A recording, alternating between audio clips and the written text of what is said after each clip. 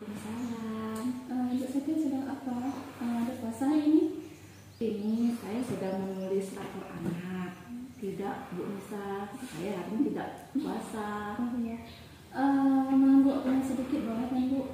Soalnya saya itu mau ngobrol sebentar sama Ibu. Boleh, Bu Nisa, silahkan. Saya siap menjadi pendengar.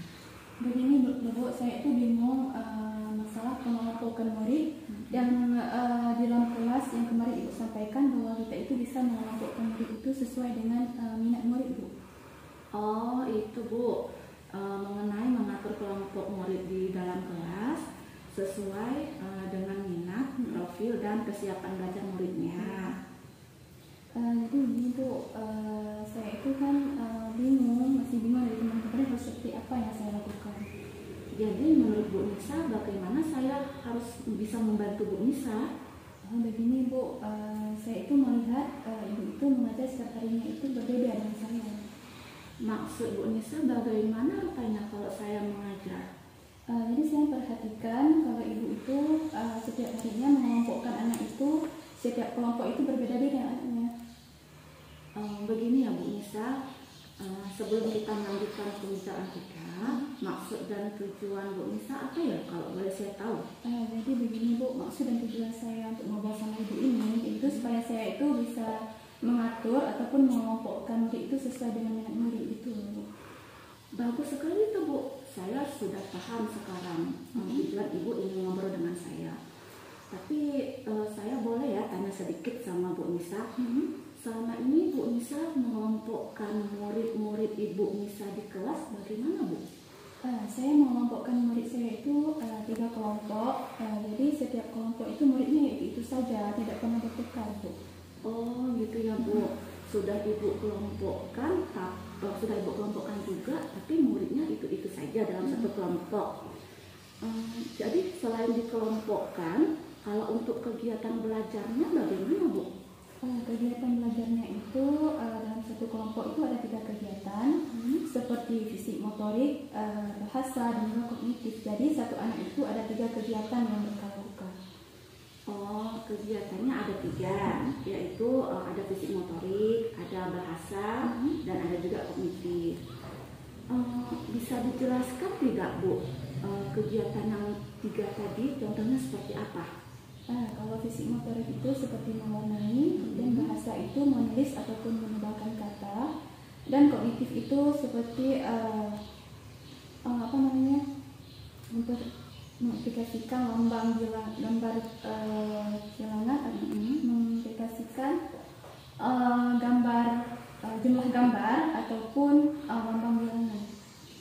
Wow, sudah bagus itu Bu. Cuma Ibu harus pahami saja karakter setiap peserta didik Bu Nisa. Di sini Ibu bisa juga melihat minatnya, terus kesiapan dan juga gaya belajar murid Bu Nisa saja bagaimana ya kan. Jadi setelah Ibu Nisa memahami karakter peserta didik, saya yakin Bu Nisa bisa mengelompokkan murid Ibu Nisa seperti saya mengelompokkan murid-murid saya di kelas agar anak merasa tidak bosan Bu, dan mereka bisa saling memahami dan bersosial dengan teman yang lain. Iya baik Bu, sekarang saya sudah mulai paham ya setelah bersama Ibu. Jadi tapi saya itu harus sering-sering bertanya juga sama Ibu masalah ini. Boleh, dengan senang hati saya siap membantu Bu Nisa. Lalu rencana Bu Nisa selanjutnya bagaimana untuk mengatur dan mengelompokkan murid-murid Bu Nisa di kelas? Ya saya akan berusaha untuk mempelajari profil ataupun gaya belajar anak murid saya terlebih dahulu. Kemudian saya itu bisa mengelompokkan murid itu sesuai dengan kebutuhan belajarnya supaya mereka itu tidak merasa bosan dan senang saat melakukan proses belajarnya. Selain mengelompokkan murid-murid Bu Nisa di kelas yang sesuai dengan minat dan gaya belajarnya ini, jadi selain itu apa yang akan Bu Nisa lakukan agar murid Bu Nisa mendapatkan kemerdekaannya dalam belajar? Selain mengelompokkan sesuai dengan kebutuhan minat murid itu, saya juga akan melakukan kegiatan di luar kelas.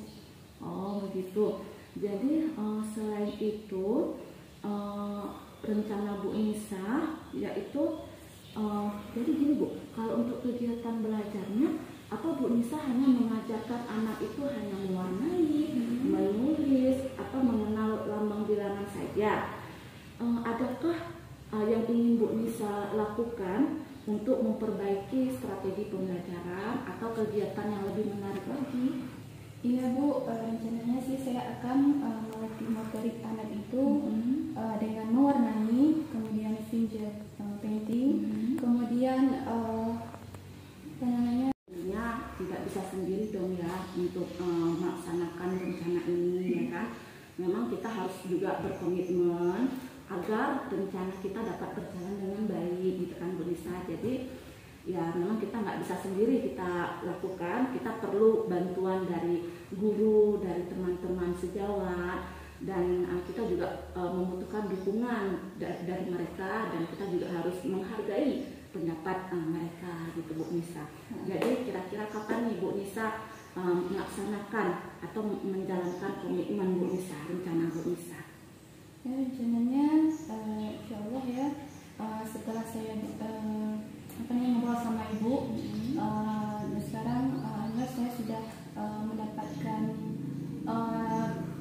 jalan keluar dari kebingungan saya sudah mendapatkan jalan keluarnya. Jadi saya insya Allah setelah Lebaran ini insya Allah saya akan melaksanakan rencana yang sudah saya siapkan. Mudah-mudahan dapat saya laksanakan dengan baik dan berkomitmen dalam melaksanakannya. Alhamdulillah, semoga terlaksana dengan baik ya Bu ya, komitmen yang sudah Ibu rencanakan.